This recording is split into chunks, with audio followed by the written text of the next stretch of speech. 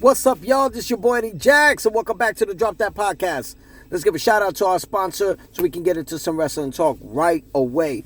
Layback TV, okay? Over 10,000 channels, movies on demand, every sports channel, every HBO, multiple languages, only $25 a month, and is compatible on your iPhones, Androids, and your Fire Sticks, okay?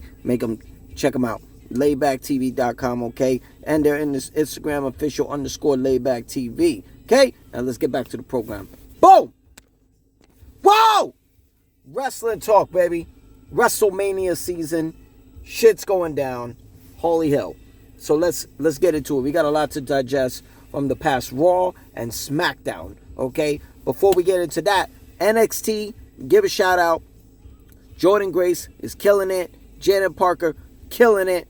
Stephanie Valker, killing it. She relinquished the women's North American title. It's going to be a ladder match for the women at Stand and Deliver. She's going to be staying as NXT champion. Who's going to get that shot out of Jordan or Jada? Who knows? Never know. I say a triple threat match. Speaking of triple threat matches, Opa Femi.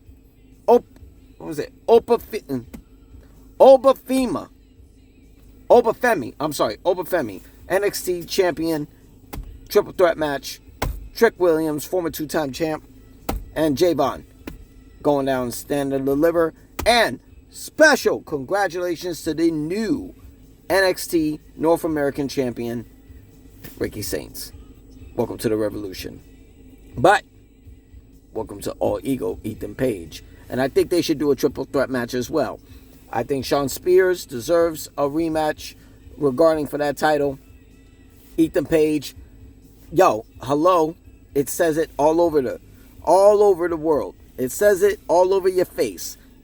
3 former AEW stars for the NXT North American Championship, and I'm talking Ricky Saints, Shawn Spears, and All Ego, Ethan Page. Make it happen. You know what to do, Ava. You are the final boss. Now, so far as what we got on SmackDown and Raw, Rey Fenix, it's official. Rey Fenix will be debuting. That's Penta's brother, Lucha brother, okay, from the Lucha Brothers, and he will be debuting on SmackDown next week. And I'm glad they actually, I'm glad that one's on Raw, one's on SmackDown before you join them and get this tag team division on both shows. Spicy as hell with some luchadors and lucha libre with the Lucha Brothers. Yeah, make them do their singles competitions first. You know what I mean? I like this way. You know what I'm saying? You know, instead of like going through the tag team division, you know, like the Dudleys and the Hardys and Edge and Christian and the Usos and the New Day were different, but the Usos, everybody was doing the tag team division first, knocking out the accolades, and then going to singles competition. These already done it. These two are former AEW tag team champions and former AEW trios world champions, okay? I would love to see what they're doing. Beta's killing it. I want to see what Rey Fenix is all about. And on Raw, it was Io Sky defending in a rematch the women's world title against Rhea Ripley, former champion, and with the with the guest referee being Bianca Belair, the EST of WWE. It was a credible match. I give it to them ladies. They were killing it.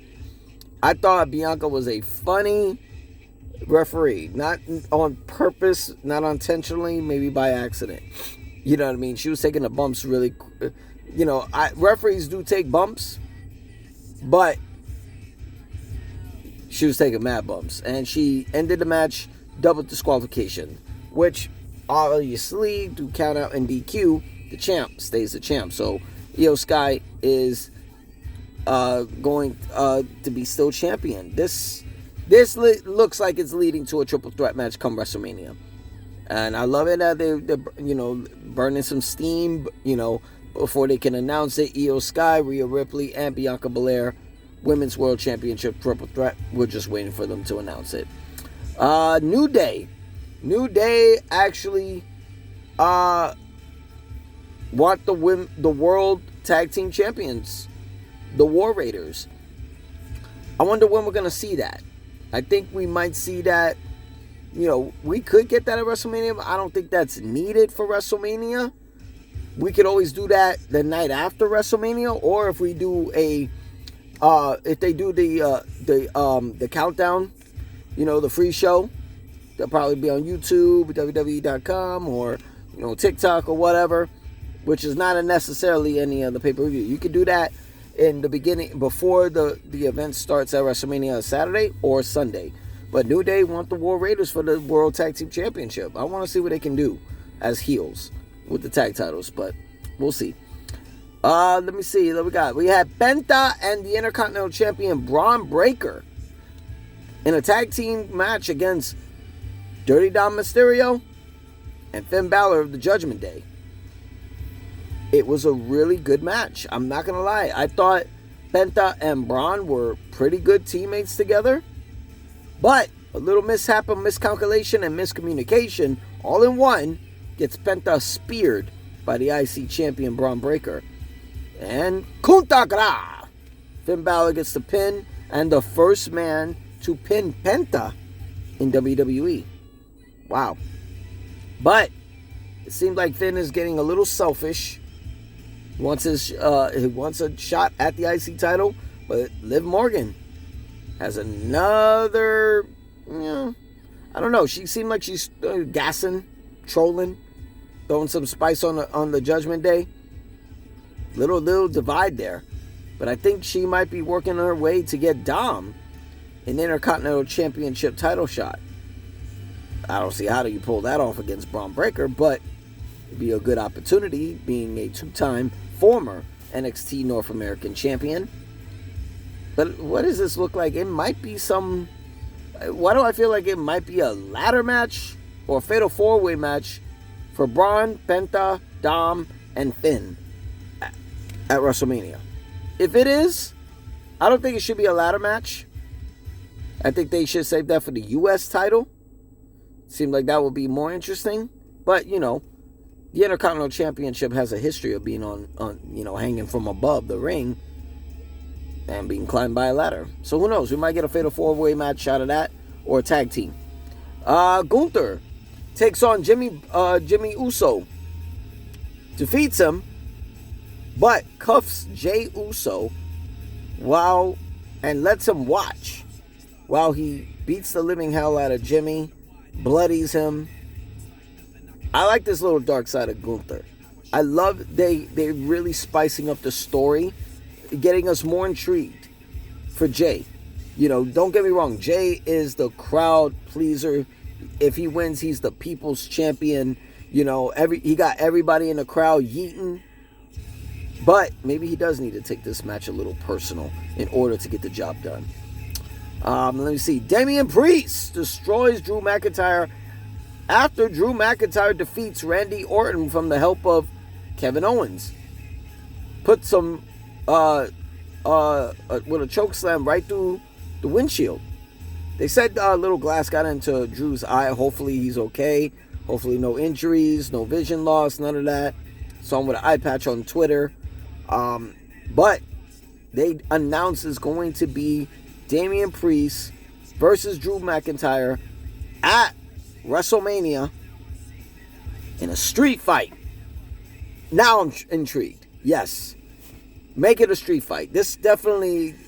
Regular match, you can sell this any event. But this as a street fight, I love it. 100%. This is a good match. Good street fight. A year-long story. If you add WrestleMania, Money in the Bank, Clash at the Castle. Let me see what else.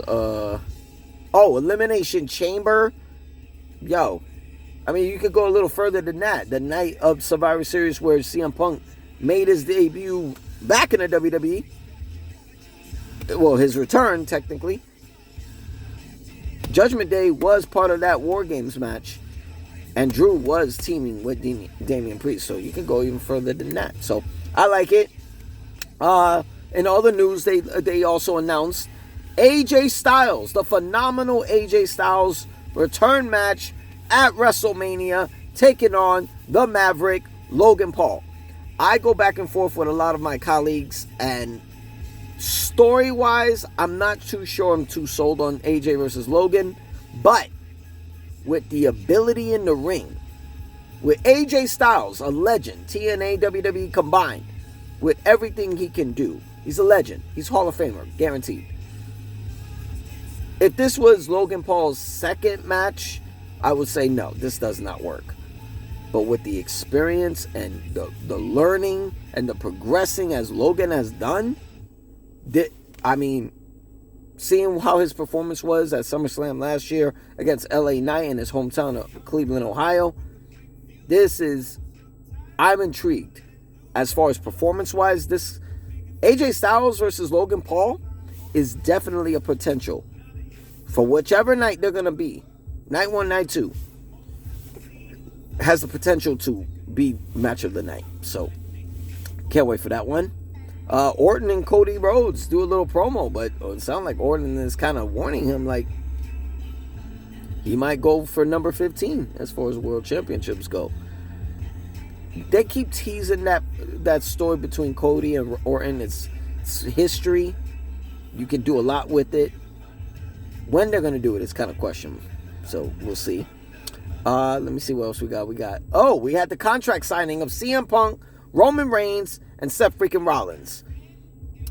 Now, I loved it. I loved the interaction and the back and forth between Seth and Roman. It was perfect. You know what I mean? Seth, reminded everybody here in London, well, we landed on a helicopter above this building, with the shield and stuff like that. But Roman had to remind him, yo, this is going to be my 10th WrestleMania. Main event. Well, he didn't say main event, but he's been doing all the work in the last 5-6 years. Killing it. $1 billion companies. Coming into Netflix. Trouble Chief, he had a point. Roman has done the work. CM Punk shows up, man. He's looking directly into this contract, trying to read it. Roman just tells Paul Heyman to smarten him up. And what do we got? You're closing the show. CM Punk is a WrestleMania main eventer. Love it. Big congrats to CM Punk. He will be headlining his first WrestleMania this year in Vegas. I can't wait to see it. This will be my third time seeing CM Punk perform. I saw him and he won those last matches. I saw him perform at WrestleMania 24 when he won the Money in the Bank match. I saw him perform at WrestleMania 28, taking on Chris Jericho for the WWE Championship, which he also won. Wow. So we got it confirmed now. Night 1 of WrestleMania will be headlined by CM Punk, Roman Reigns, and Seth Rollins. Love it. But, even though he thanked the Tribal Chief, head of the table, for getting him in that main event, that's not the favor he's owed. I go back and forth with a lot of my colleagues regarding this favor. Some people think it's a favor to, no longer a favor to main event WrestleMania. Now they got to change their favors. Could be a favor to get him in night 2 WrestleMania and make Cody, Cena, Punk triple threat match. I thought about it. Could be. But do we need that story over there? You know what I mean? I don't know. What do you do? If you did that, what do you do next? Also, I came with this weird thing that maybe this favor is, CM Punk is here to make money, not friends. He's stated that multiple times. But also power. And what will get you that? What if the favor is Paul betraying Roman to give CM Punk the Ula Fala? I don't know. That's deep. That's really deep to deal with. But a lot of people think Paul is going to get Seth to turn. I don't know. I love it, the fact that we're trying to figure it out. And finally, Cody Rhodes and John Cena go into a heated promo on Raw. Going back and forth 20 minutes. People say Cody cooked him. Cena cooked him. They brought up everything. They brought up jabs possibly about AEW, Vince McMahon, What else? They said they brought up Stardust. They brought up the tattoo on Cody's neck. The fact that, you were created, John Cena, not me. Technically that's a fact. American Nightmare was already left WWE before that was created. Oh, and also the chance of you can't wrestle to John Cena. Like, yo, I love this promo. It took me a while to invest into this match of night 2, Cena versus Rhodes. I am in now because I can't wait to see what this story leads. And hopefully somewhere the final boss is involved. But till then, this is the boy Eddie Jax and the Drop That Podcast. Thank you for subscribing, liking the page. Y'all already know what to do. I got more coming. Trust me. I'm sorry I should have had this 2 days ago. Had a little technical difficulties, but it's all good. We out this bitch. Peace!